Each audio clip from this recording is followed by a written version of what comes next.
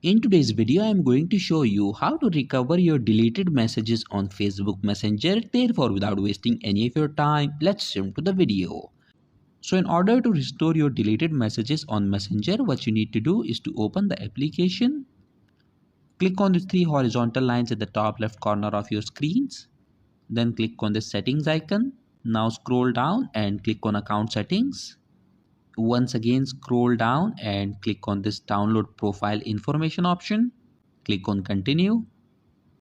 Now click on this settings icon. Scroll down one more time and click on this download your information option. Tap on request a download. Select your Facebook account and click on next. Click on the second option, select types of information.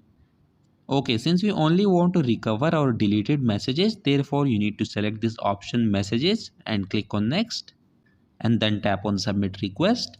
After you click on submit request, within the next 24 hours, a file containing your deleted messages on Messenger will be sent to your email address. Once you have received that file, all you have to do is to download it and your deleted messages on Messenger will be recovered. So that was it for this video and I'll see you guys in the next one. Peace out.